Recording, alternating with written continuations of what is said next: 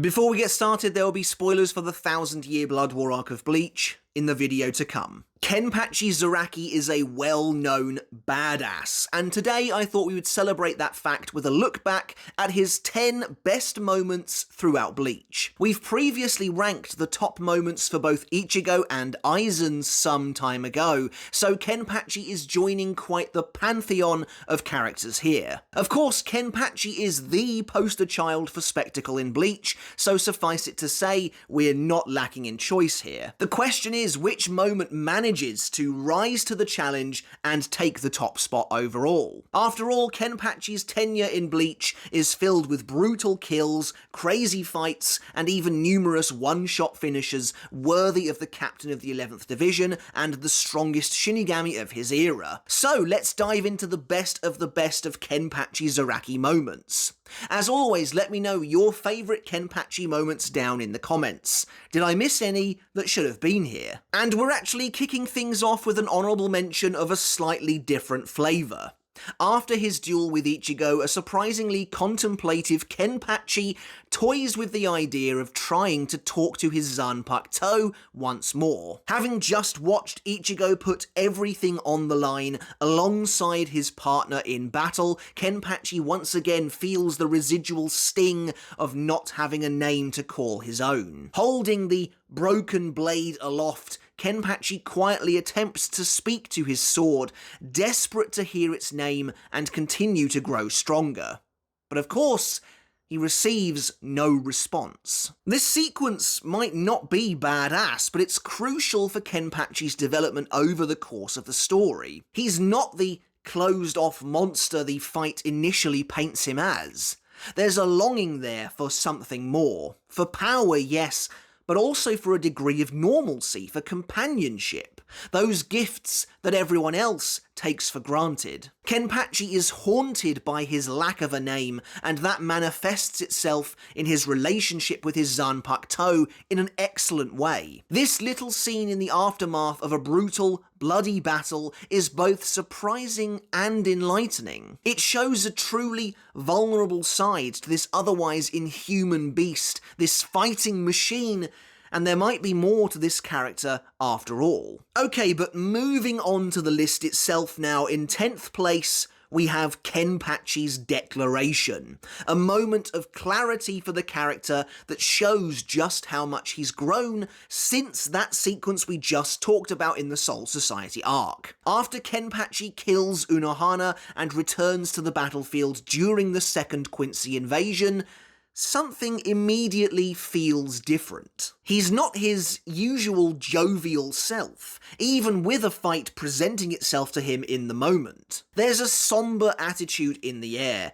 Things have changed. Forever. Unohana, having never been killed until now, funnily enough, never officially passed on the title of Kenpachi to anyone else. But now, with her death at his hands, Unohana has bequeathed the blood-soaked title to Zaraki, officially knighting him at last. But perhaps more importantly than that, she's given him a great gift that nobody else could.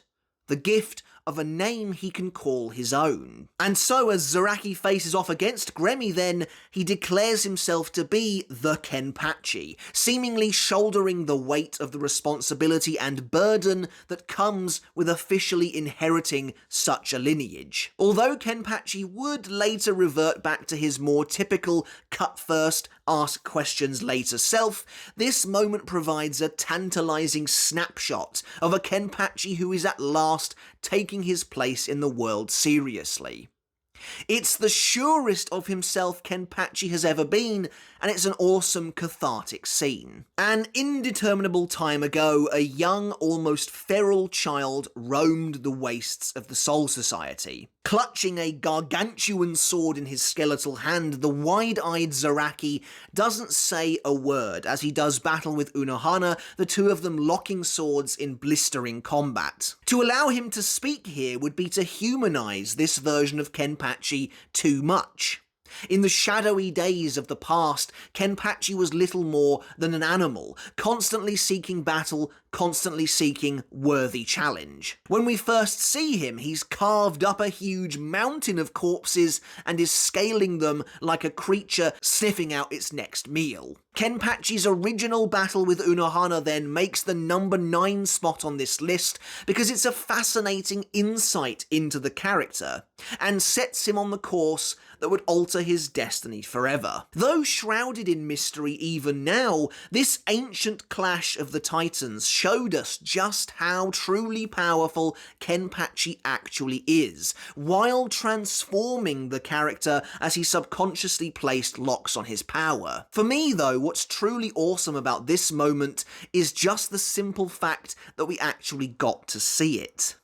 I never imagined we'd see Kenpachi as a child when the chapters were first releasing, and to do so added a completely new dimension to the captain. Up next, Kenpachi finally brings down the steel-skinned 5th Espada Neutra Gilga in a scene that was once lampooned somewhat by the community for being a little ridiculous. These days though, while I'm not entirely sure what the consensus is, I think opinion has softened on it somewhat. As the fight drags on and on, Neutra looks set to kill Kenpachi unless he does something drastic. And so Kenpachi decides to hold his Zanpakuto in both hands instead of just the one. By doing so, he dramatically increases the heft of his swing, and one slash with both hands is enough to completely devastate the Espada. Even now it does sound a little silly, but I admit I've grown to like it. I love the idea of Yamamoto attempting to teach a younger Kenpachi the art of kendo, and honestly wish we'd even seen a fleeting glimpse of that. But what I like most is that while Kenpachi clearly decided this sort of thing wasn't for him and packed it in eventually, he did at least retain some of the knowledge. He actually learnt something and actually seems to respect it too. It's cool that he defeats and kills an Espada with the skills he gained from Yamamoto's tutelage and appreciates its power. But I love how this totally changes the way you look at Kenpachi's past battles. He really is almost always using only a single hand to swing his sword, and so this becomes yet another means for him to enjoy his fights even more, to drag them out, and another means for him to continue stifling his own power. For the 7th spot on this list, we're going back to Kenpachi's battle against Ichigo during the Soul Society arc. Remember, this was really our first introduction to the character, certainly to his way of fighting, to his, shall we say, intricacies.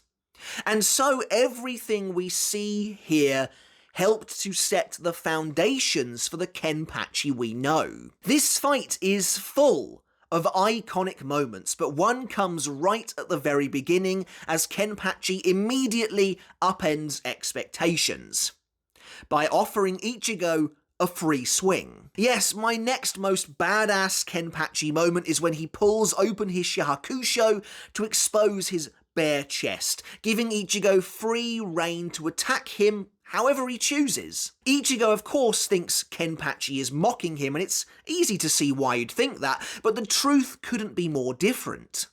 Kenpachi wants Ichigo to succeed here, he wants him to hurt him, he wants to be handicapped at the start of the fight, and so he welcomes the strike. Of course, what caps this moment off, however, is that when Ichigo does decide to take Kenpachi up on the offer, when he does attack him, attempting to cleave him right down the chest, his sword merely comes to a sharp halt upon the captain's skin. Ichigo's own hands bleed as he's struck with the terrifying realization that he can't even cut the man in front of him, leading to Kenpachi's utter disappointment as he then draws his own sword. It's a great piece of scene setting by Kubo and introduces Kenpachi as someone who is seemingly completely impossible to defeat.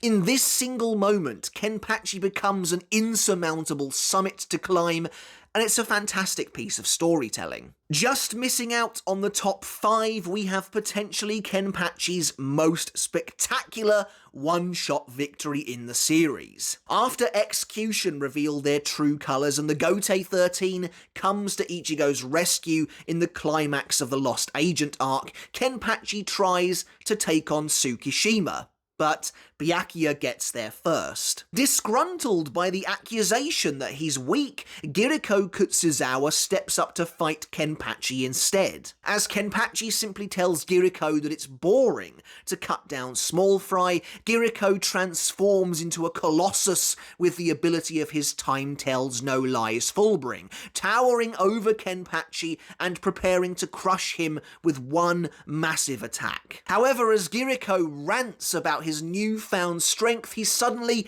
splits in two from head to toe before he can even react. Blood spurts out of the top of his skull as a grisly wound runs the full length of his body, and the Titan breaks apart in a shower of blood, unable to comprehend what just happened. In the source material, considering Giriko is just a human at the end of the day, this is actually extraordinarily gory. Meanwhile, Kenpachi merely scoffs at the sad sight of his collapsing enemy, confirming just how boring it really was. This is classic Kenpachi. After the Shinigami had been absent from the story for so long, Kubo clearly wanted to bring them back with a bang, giving each of them a standout moment in the spotlight that kind of harkens back to some of their, shall we say, greatest hits. There's really not much more to say about this moment. It's stylish, it's gruesome, and it's downright awesome. Unless you're a Giriko fan, I guess. And so, as we reach the top 5, we are starting with a real moment of triumph amidst a sea of darkness. As the Stern Ritter lay waste to the Seirei during the first Quincy invasion, Byakuya Kuchiki is seemingly killed in battle. It was a shocking moment. Seriously, back in the day, people were up in arms after the release of Chapter 502, and Kubo seemingly anticipated this. For no sooner than when Byakuya falls in the very same chapter, Kenpachi arrives on the scene, carrying the corpses of 3 dead Stern Ritter on his back, his sword still skewering one of them. This arrival is well timed. It's designed to give the reader a moment of respite in an otherwise breathless sequence of chapters. At last we can cheer again. The tables have turned back into the Shinigami's favour. Sure, Kenpachi then immediately challenging the boss of the Quincy was a little concerning, but it's Kenpachi, I'm sure he'll be fine, right? Regardless of the outcome, Kenpachi bursting onto the scene and dumping the 3 Stern Ritter unceremoniously onto the ground was an awesome moment and very needed for the readership. The Soul Society had just suffered a devastating and unexpected defeat, but they weren't out of the fight just yet. In fact, it was just getting started. Throughout the 1000-Year Blood War arc, Kenpachi's subplot focuses on him speaking with his Zanpakuto at last, and learning its name and the power that comes with it. Many of us expected him to learn his Shikai as a result of this, but bankai too? That was certainly shocking, and yet when Yachiru reappears before Kenpachi and simply hands him the power, it all clicked into place. With an enormous surge of Reiatsu, Kenpachi's bankai is released, something I have to stress that fans had only dreamed of seeing for more than a decade by that point. At last, perhaps one of the most legendary bankai was about to be revealed, and to be honest, there was almost no shot it was ever going to live up to such massive expectations. And yet, in my opinion, Kubo does deliver, even if it's very short-lived. Kenpachi's bankai turns him into a demonic berserker as his skin turns a blood red and he grows a pair of horns from his forehead. Now equipped with a smashed Zanpakuto, Kenpachi is capable of tearing off limbs with nothing but his teeth and moving so fast that Gerard Valkyrie is unable to regenerate his arm fully before being split in two. Seriously, Kubo uses Gerard's regeneration as a very clever way of showing and not telling us just how quickly Kenpachi is moving. It's a shame the bankai then is swept under the rug so rapidly, but I'm glad we got to see it at all. It was the cherry on top of Kenpachi's entire story to date, a very last minute huge reveal and the confirmation that his relationship with Yachiru led all the way to this moment was a fantastic piece of closure. Next, as Ichigo and his friends succumb to the power of the Espada in Hueco Mundo, things are looking pretty dire. Tesla, now in his Resurrection, prepares to put an end to our main character once and for all with a colossal punch. But suddenly, out of absolutely nowhere, Kenpachi appears in an awesome double-page spread, effortlessly blocking the Fraction's fist with his sword and saving Ichigo's life. Not only does Kenpachi look extremely cool here, but it's a genuinely surprising cliffhanger. The Soul Society had all but excused themselves from trying to rescue Orihime, but at last they've stepped in. It's at this point where the wider Gotei 13 goes from being a mostly neutral party to actively assisting Ichigo and the others in the war against the Rancor. It's weird to think, but this is the first time many of these characters have really had anything to do since the Soul Society arc, and Kenpachi's appearance here signifies a change in their dynamic. But that's not all, because as Tesla foolishly attempts to strike Kenpachi instead, the captain butchers him in a single blow, splitting the Rancor in two. There's a lot of that going on in this video, with a downward swipe of his sword. Tesla's body crumbles in a spray of crimson, and Kenpachi, turning to Neutra, simply says one thing. Next. It's the definition of badass, and it sets up the following fights to come in a suitably bloody fashion. Remember earlier when I said that Kenpachi's fight against Ichigo helped to set the foundations for so much of what makes this character unique? Well, in second place we have perhaps one of the most iconic Kenpachi moments of all time, and one that proved there was a lot more to this character than meets the eye. Pun not intended. As Kenpachi realises Ichigo is strong enough to give him a real challenge, he finally declares that he can at last go all out and removes his eye patch for the first time. Surprise, he's not missing an eye at all. Instead, his eye patch actually continuously devours his spiritual pressure, and by taking it off, Kenpachi's true strength is at last unleashed. As his Reiatsu spirals around him in a terrifying pillar of light, it's clear this fight has suddenly been taken up a notch. This would now be the benchmark for all future Kenpachi fights to come. If his eye patch stays on, it's clear the fight wasn't anything to write home about. But if the eye patch comes off, something big is going down, and the rules are thrown out of the window. In this moment, Kubo created one of the most memorable and popular aspects of Kenpachi, arguably the most memorable, while also ramping up the battle against Ichigo in an exciting way. The true nature of the captain of the 11th Division had been revealed, and it was an awesome twist that would go on to define the character. However, taking the top spot on the list is a moment that sees us return to the 1000-Year Blood War arc in all its glory. As I mentioned before, Kenpachi's subplot in this arc revolves around him finally speaking to his Zanpakuto and at last hearing its name. Well, here we are. After hundreds of chapters worth of waiting, Kenpachi has taken that next step. As Gremmy conjures a world-ending meteor in the skies above the Seirete, a gleeful Kenpachi lifts his Zanpakuto and speaks its name, Nozarashi. With a huge, toothy grin, Kenpachi soars into the air, barely a speck before the might of the incoming meteor. With the release command, drink, Kenpachi activates his Shikai at last and decimates the meteor in a single swing, showering the battlefield with flaming chunks of rock. Really, nothing else could have been number one, let's face it. In the tempestuous wake of the attack, Kenpachi's Shikai is revealed among the Inferno for the first time. A comically gargantuan sword, complete with an ornate gold cap and thick green tassel. The design is great, even if Kubo would shrink the blade down almost immediately to a much more manageable size. It's a truly jaw-dropping moment.